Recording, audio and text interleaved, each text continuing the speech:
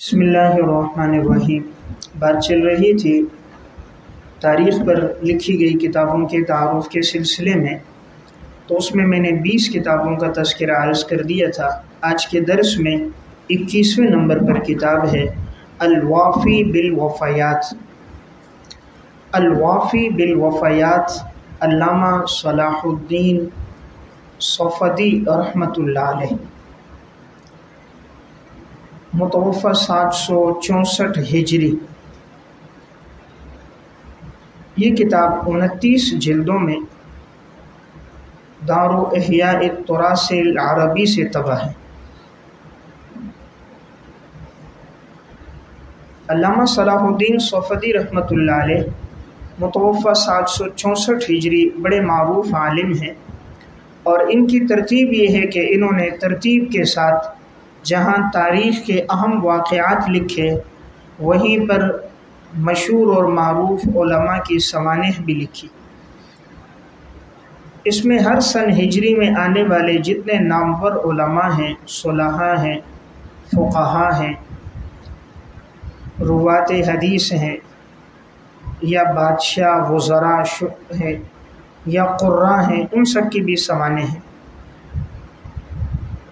تو اس کتاب کا فائدہ یہ ہے کہ اس میں انسان کے سامنے سن ہجری کی ترتیب پر ہر سن ہجری میں آنے والے مشہور واقعات کا بھی تذکرہ ہے، مشہور اہل علم کی سوانح بھی ہے۔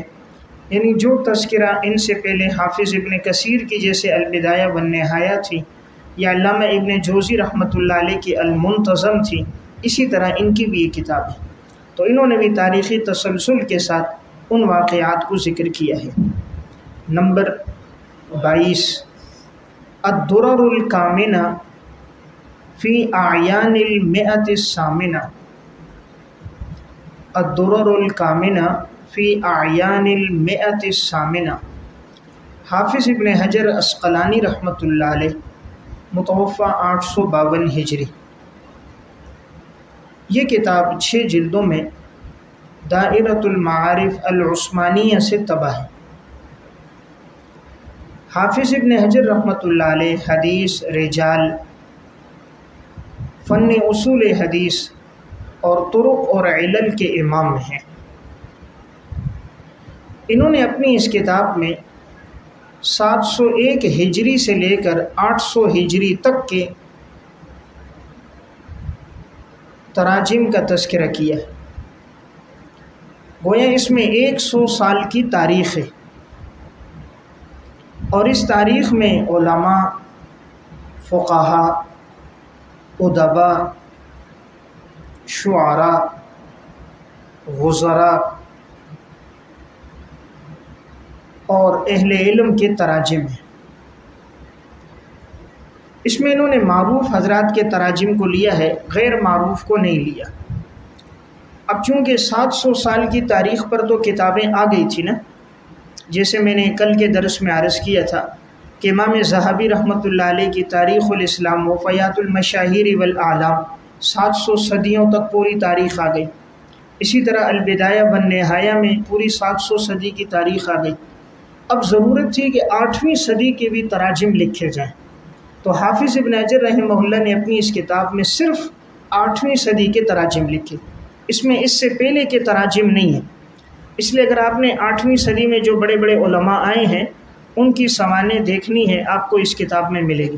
مثلا علامہ ابن دقیق العید ہیں، علامہ ابن قیم رحمۃ اللہ علیہ ہیں، شیخ الاسلام علامہ ابن تیمیہ ہیں، اور علامہ تاج الدین سبکی ہیں، حافظ ابن کثیر ہیں، امام مزی رحمۃ اللہ علیہ ہے، ابو حیان ہیں، جو اس صدی کے لوگ ہیں، ان سب کے تراجم اس میں موجود ہیں۔ تو انہوں نے کتاب کے نام میں اشارہ بھی کیا ہے الدرر الکامنہ فی اعیان المئۃ الثامنہ، کہ میں نے 8ویں صدی کو صرف لیا ہے، باقی کو نہیں لیا۔ نمبر 23 حافظ ابن حجر رحمۃ اللہ علیہ کی ایک اور کتاب ہے انباء الغمر بابناء العمر۔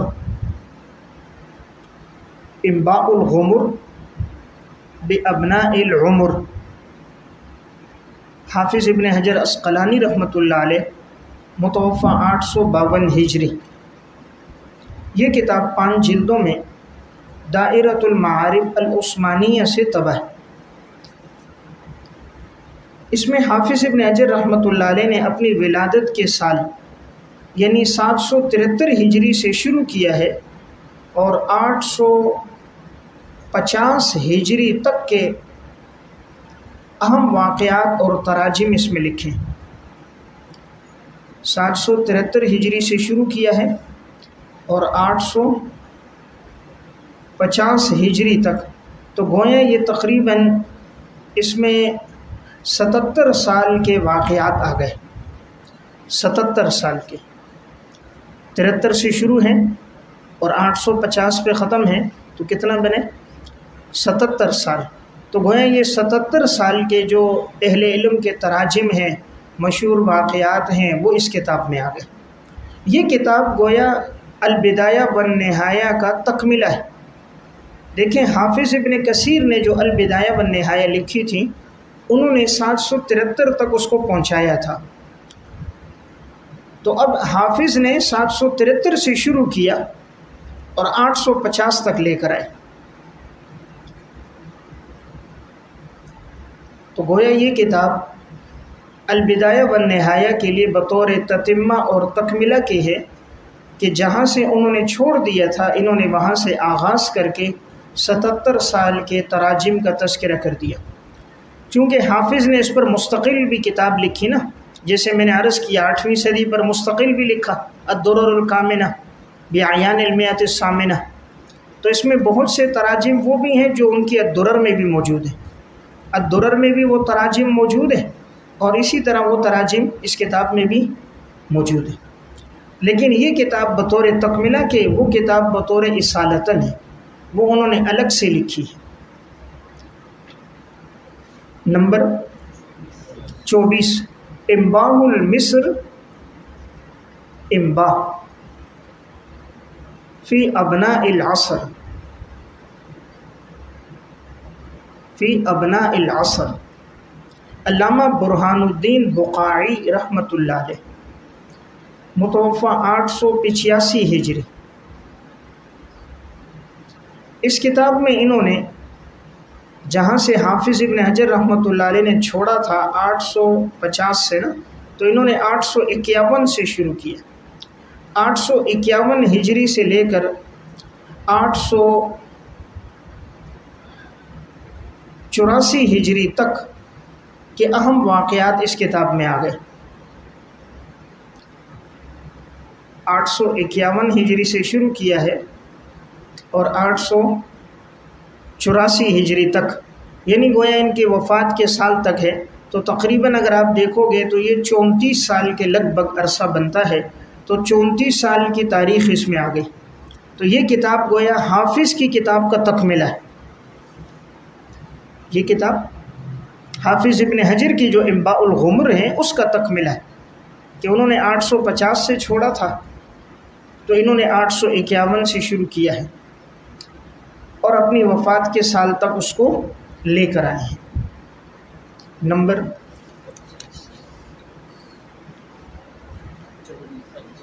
25 النجوم الظاہرہ فی ملوک مصر والقاہرہ، النجوم الظاہرہ فی ملوک مصر والقاہرہ، علامہ یوسف بن تغری بردی، تغری بردی رحمۃ اللہ علیہ، متوفی 874 ہجری۔ یہ کتاب اس وقت 16 جلدوں میں وزارت الاوقاف والارشاد الاسلامیہ سے طبع ہے۔ اس کتاب میں انہوں نے صرف مصر اور قاہرہ میں آنے والے علماء، وزراء، صحابہ، تابعین، تبع تابعین اور اہل علم کی سوانح لکھی۔ اس کے شروع میں انہوں نے حضرت عمر بن عاص رضی اللہ تعالیٰ عنہ نے جو شہر کو فتح کیا تھا ان کے حالات لکھے کہ یہ مصر کب فتح ہوا، صحابہ اکرام میں کون کون سے صحابہ اس شہر میں آباد ہوئے، تابعین میں کتنے لوگ اس شہر میں آئے، تبع تابعین میں کتنے آئے، سن ہجری کی ترتیب سے سب کی سوانح ہیں۔ اس میں ان کی ترتیب یہ ہے، انہوں نے ہر سال کے واقعات کو الگ الگ کیا، ہر سال میں جو واقعہ پیش آیا ہے اس کو الگ الگ ترتیب سے لکھا ہے، اس لیے واقعات کا تلاش کرنا اس میں آسان ہے۔ انہوں نے زیادہ تر سلاطین، وزراء، بادشاہوں کے حالات لکھے۔ مصر اور قاہرہ میں جتنے بادشاہ گزرے ہیں، وزراء گزرے ہیں، پھر ساتھ ساتھ علماء، قراء، شعراء، ان کا تذکرہ بھی کیا۔ تو اگر کوئی ساتھی مصر کے بارے میں پڑھنا چاہے تو یہ سب سے تفصیلی کتاب ہے۔ مصر اور قاہرہ کی معلومات پر سب سے جامع کتاب یہی ہے۔ اس سے پہلے مصر کی تاریخ پر ایک اور کتاب بھی ہے جو ماخذ ہے اور جس سے حوالے دیے جاتے ہیں، بنیادی کتاب ہے، اس کا تذکرہ بھی میں عرض کرتا ہوں۔ نمبر 26، فتوح مصر والمغرب، فتوح مصر والمغرب، یہ علامہ ابن عبد الحکم، علامہ ابن عبد الحکم رحمۃ اللہ علیہ، متوفہ 257 ہجری، یہ ایک جلد میں مکتبۃ الثقافہ سے طبع ہے، مکتبۃ الثقافہ۔ دیکھیں اس کتاب میں انہوں نے یہ کیا، جتنی بنیادی معلومات ہیں اس کو حتی الامکان سند کے ساتھ لایا، اور مصر کے بارے میں جن روایات آثار میں تذکرہ ہے ان کو بھی لایا، اور مصر میں آنے والے مشہور اہل علم کا بھی تذکرہ کیا۔ لیکن یہ کتاب جامع نہیں، چونکہ فن کی بنیادی کتاب پہلی کتاب تھی، اس لیے اس میں بہت اختصار تھا، لیکن آپ کو بنیادی معلومات کے لیے کتاب مواد فراہم کرے گی۔ باقی تفصیلی معلومات جیسے میں نے عرض کیا وہ النجوم الظاہرہ میں ہے۔ نمبر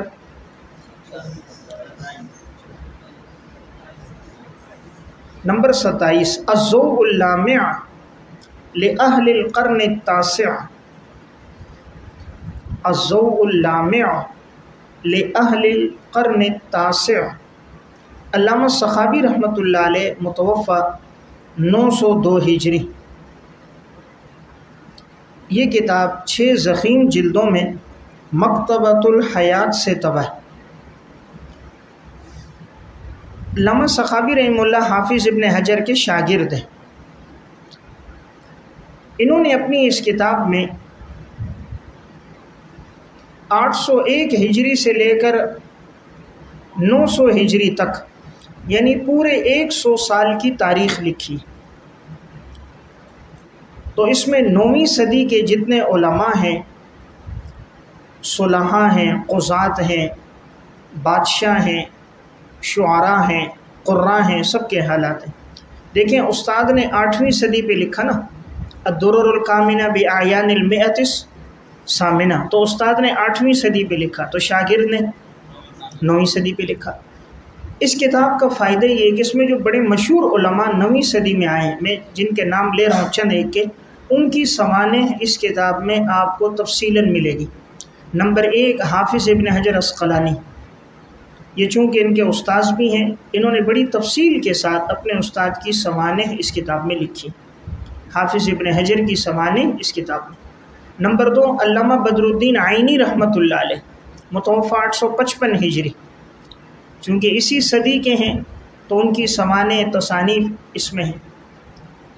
نمبر 3، قاسم بن قطل بغا رحمۃ اللہ علیہ، قاسم بن قطل بغا، متوفہ 879 ہجری، ان کا تذکرہ بھی انہوں نے تفصیلاً کیا ہے۔ اسی طرح نمبر 4، علامہ ابن حمام رحمۃ اللہ علیہ، متوفہ 861 ہجری۔ اسی طرح نمبر 5، علامہ عراقی رحمۃ اللہ علیہ، متوفہ 806 ہجری، یہ حافظ کے استاذ ہیں، انہوں نے الفیۃ العراقی بھی لکھی ہے اور احیاء علوم الدین کی حدیث کی تخریج بھی کی ہے۔ اسی طرح ان کے بیٹے ہیں ابو زرع ولی الدین عراقی، متوفہ 826 ہجری، ابو زرع ولیउद्दीन इराक़ी। اور اسی طرح ایک مشہور عالم ہے علامہ ابن الملقن متوفی 804 ہجری، یہ وہ ہیں جس کی البدر المنیر ہے، البدر المنیر فی تخریج احادیث رافعی الکبیر۔ حافظ نے اسی کی کتاب کی تلخیص کی ہے التلخیص الحبیر کے نام سے، یہ البدر المنیر کی تلخیص ہے التلخیص الحبیر فی تخریج احادیث رافعی الکبیر۔ تو ابن الملقن بڑا مشہور عالم ہے۔ اسی طرح اس میں علامہ ہیثمی رحمۃ اللہ علیہ متوفی 807 ہجری، صاحب مجمع الزوائد 807، مجمع الزوائد ان کی مشہور کتاب ہے جس میں حدیث کی 12 کتابوں کی احادیث کو انہوں نے جمع کیا۔ خاص طور پہ انہوں نے امام طبرانی کی تینوں کتابوں کو، مسند بزار کو اس میں لیا، ابو یعلا کو لیا۔ تو بہرحال اس کتاب کا فائدہ میں نے عرض کیا کہ 9ویں صدی میں جتنے بھی علماء آئے ہیں تو کوئی ساتھی اگر ان کی سوانح پڑھنا چاہے تو اس کتاب میں ہے۔ نمبر 28، نفح الطیب، نفح الطیب من غصن الاندلس الرطیب، نفح الطیب من غصن الاندلس الرطیب، علامہ شہاب الدین تلمسانی رحمۃ اللہ علیہ متوفی 1041 ہجری۔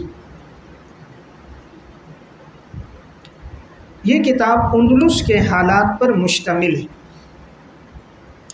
اور اس وقت 10 جلدوں میں دار صادر سے طبع ہے۔ اس میں انہوں نے اندلس شہر کا جغرافیہ لکھا کہ یہ شہر کب آباد ہوا، اس کو فتح کس نے کیا، اس شہر کے مشہور مقامات، مشہور جگہوں کے نام، وہاں کی نہریں، مشہور ادارے، اور خاص طور پر وہاں آنے والے بادشاہ، صلحاء، علماء، ان کی سوانح لکھی۔ اس میں آپ کو زیادہ تر ادبی معلومات ملیں گی، تاریخی معلومات کم ہیں، اس لیے بعض اہل علم کہتے ہیں یہ تاریخ کی کتاب کم ہے، ادب اور اشعار کی کتاب زیادہ ہے۔ اشعار کا ذخیرہ بہت ہے، ادبی مباحث بہت ہیں، غیر متعلقہ مباحث ہیں۔ کتاب کی ترتیب مفید نہیں ہے، اس لیے عدم ترتیب کی وجہ سے استفادہ ذرا مشکل ہے، لیکن بہرحال انہوں نے اس میں طارق بن زیاد کے حالات، جنہوں نے اندلس کو فتح کیا، اور اسی طرح مسجد قرطبہ، یہ بڑی معروف مسجد ہے، اس کا تذکرہ آپ نے پڑھا ہوگا سیرت النبی میں، تو اس کا تفصیلی ذکر انہوں نے کیا۔ عبد الرحمن ثالث کے دور میں یہ مسجد بنائی گئی۔ اس مسجد میں انہوں نے 80,000 دینار خرچ کیے تھے۔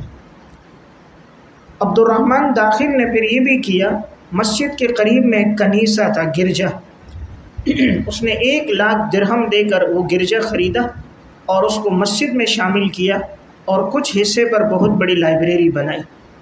تو یہ اس دور کی سب سے جامع، خوبصورت اور حسین مسجد تھی، لوگ اسے دیکھنے کے لیے آتے تھے۔ لیکن اس وقت بڑے افسوس کی بات ہے کہ یہ پورا علاقہ عیسائیوں کے پاس ہے۔ ان بدبختوں نے اس مسجد کو بند کر دیا اور ایک حصے میں گرجا بنا دیا۔ مسلمانوں کی جتنی کتابیں تھیں بعد میں وہ جلا دی گئیں۔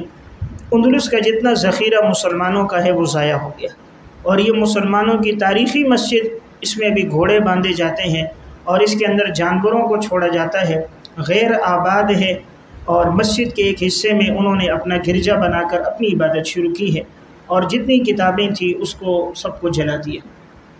تو مسلمانوں کے 3 بڑے ذخیرے ضائع ہوئے ہیں۔ ایک تاتاریوں کے دور میں جب انہوں نے حملہ کیا تھا بغداد کے اوپر، تو تاتاریوں نے، خاص طور پہ ہلاکو خان نے، انہوں نے مسلمانوں کے کتب خانوں کو جلایا، سمندروں میں ڈالا۔ دوسرا ہمارا ذخیرہ ضائع ہوا ہے اندلس میں۔ مسلمانوں نے یہاں 800 سال تک حکومت کی تھی اس شہر میں، اور جب یہ حکومت ختم ہوئی، عیسائی آئے تو انہوں نے جتنی مسجدیں تھیں ان کو گرایا، علماء کا قتل عام کیا، کتابوں کو جلا دیا۔ تیسرا ذخیرہ جو ضائع ہوا وہ ہندوستان میں۔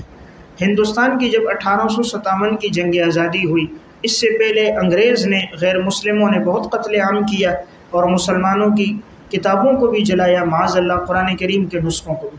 تو ان 3 ادوار میں ہماری کتابیں بہت ضائع ہوئیں۔ اگر یہ نہ ہوتی تو اس وقت کتابوں کا بہت بڑا ذخیرہ ہوتا، اگرچہ اب بھی بہت ہیں، لیکن اگر یہ نہ ہوتا تو شاید اس کی مثال نہ ملتی۔ یہ بھی اسلام کا اعجاز ہے، جتنی کتابیں اسلام پر اور دین پر لکھی گئی ہیں کسی مذہب پر اتنی کتابیں آج تک نہیں۔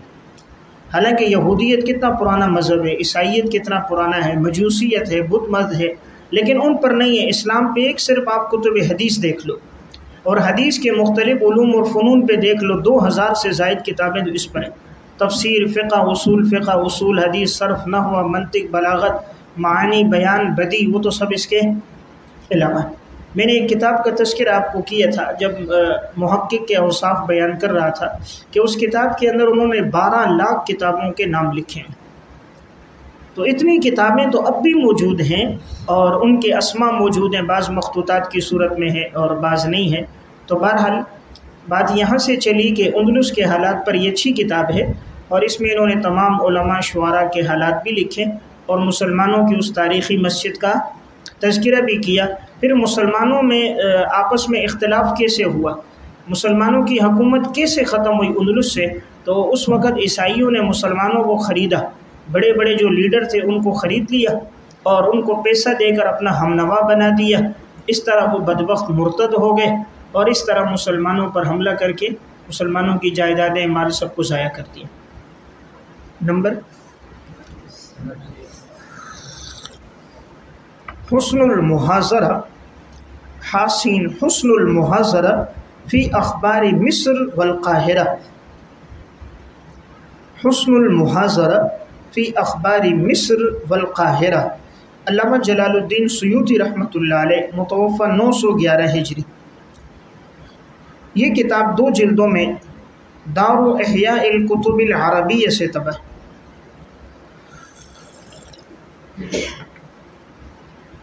علامہ سیوطی رحمہ اللہ نے اس کتاب میں مصر اور قاہرہ میں آنے والے علماء، شعراء، ادباء، فقہاء کے حالات ذکر کیے۔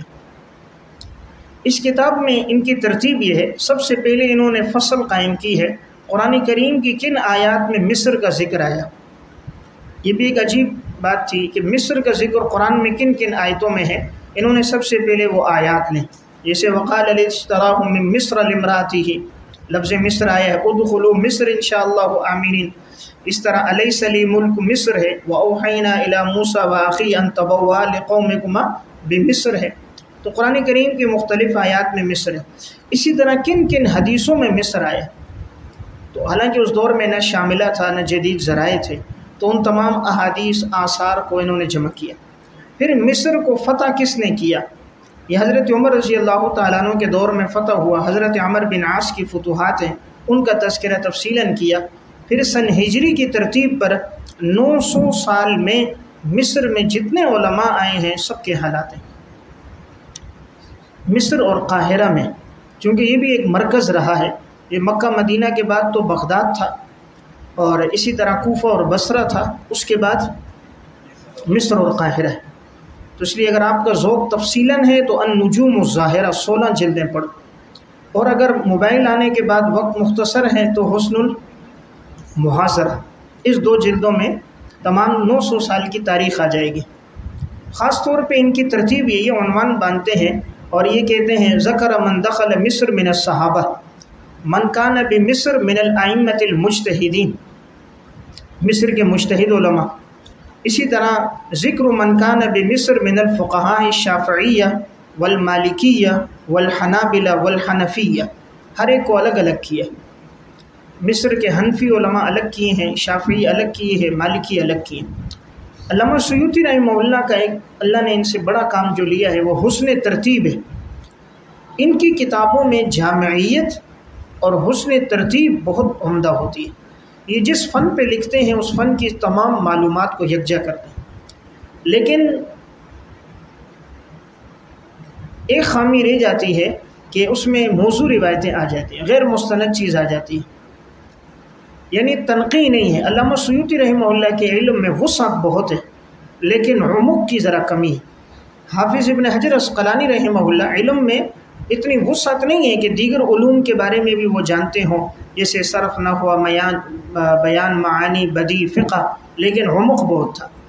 حافظ نے ایک فن کو لیا، عمق ہے۔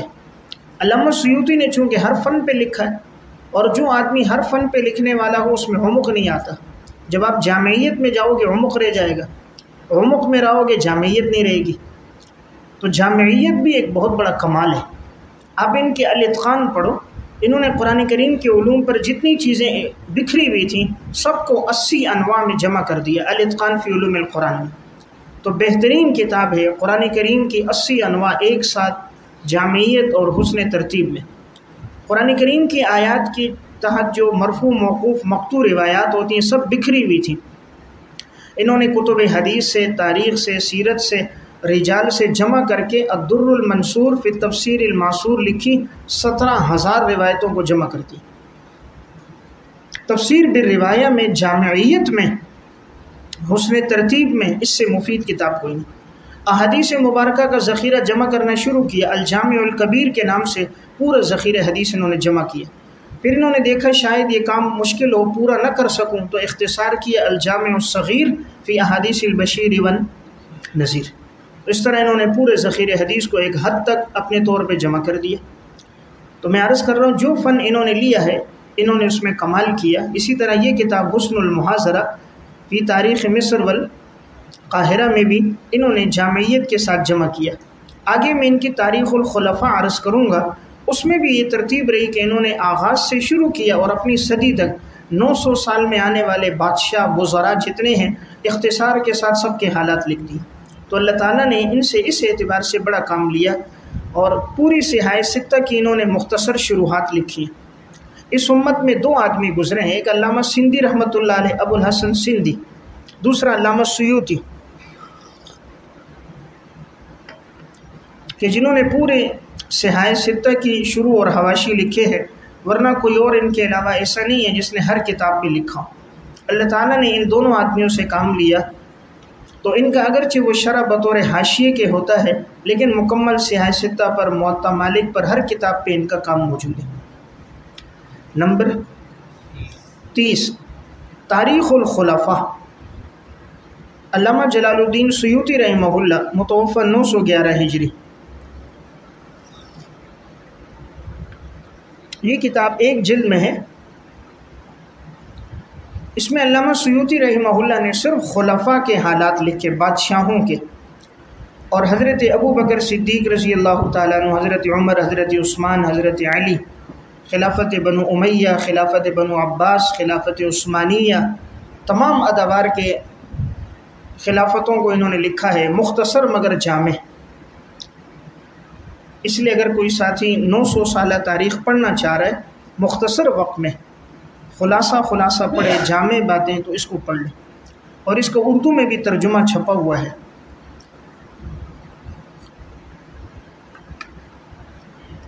نمبر 31، الکواکب السائرہ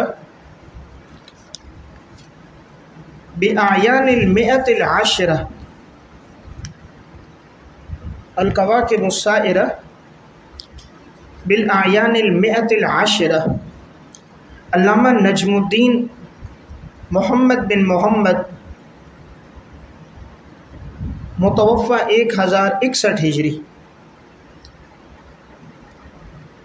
یہ کتاب 3 جلدوں میں ہے، دارالکتب العلمیہ سے طبع ہے۔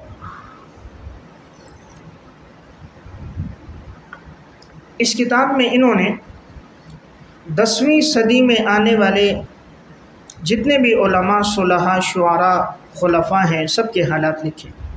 دیکھیں 8ویں صدی پر تو حافظ نے لکھا، 9ویں صدی پر علامہ سخاوی نے لکھا، اور انہوں نے 10ویں صدی پر کیا ہے۔ تو اس میں آپ کو 901 ہجری سے لے کر 1000 ہجری تک پورے 100 سال کے عرصے میں جتنے بھی علماء، شعراء آئے ہیں سن ہجری کی ترتیب پر سب کی سوانح انہوں نے یکجا کی۔ تو 10ویں صدی ہجری پر یہ آپ کے سامنے آ گئی۔ نمبر 32، یہ بڑی اہم کتاب ہے، شذرات الذہب فی اخبار من ذہب۔ شذرات الذہب فی اخبار من ذہب، علامہ ابن العماد حنبلی، متوفہ 1089 ہجری، توفہ 1089 ہجری۔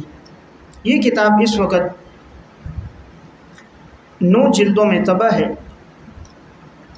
اور انہوں نے کمال یہ کیا ہے، 1 ہجری سے شروع کیا ہے اور 1000 ہجری تک مکمل 1000 سال کی تاریخ اور تراجم کا تذکرہ کیا۔ یعنی ایک کتاب میں آپ کو 1000 سال کے اندر آنے والے سب کا ذکر ملے گا، اسی لیے نام ہے شذرات الذہب۔ شذرات مطلب بکھری ہوئی چیزیں، جتنے لوگ گزرے ہیں ان کی بکھری ہوئی باتیں، سوانح، اقوال، ان کے حالات کو میں نے یکجا کر دیا۔ تو اس میں کب سے شروع ہے؟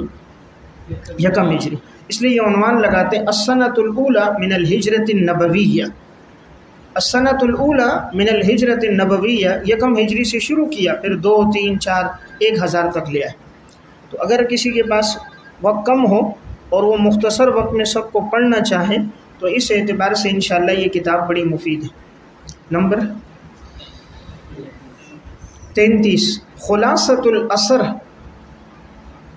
فی اعیان القرن الحادی عشر۔ خلاصۃ الاثر فی اعیان القرن الحادی عشر، علامہ محمد امین بن فضل اللہ دمشقی، علامہ محمد امین بن فضل اللہ دمشقی رحمۃ اللہ علیہ، متوفہ 1111 ہجری۔ یہ کتاب 4 جلدوں میں دار صادر سے طبع ہے،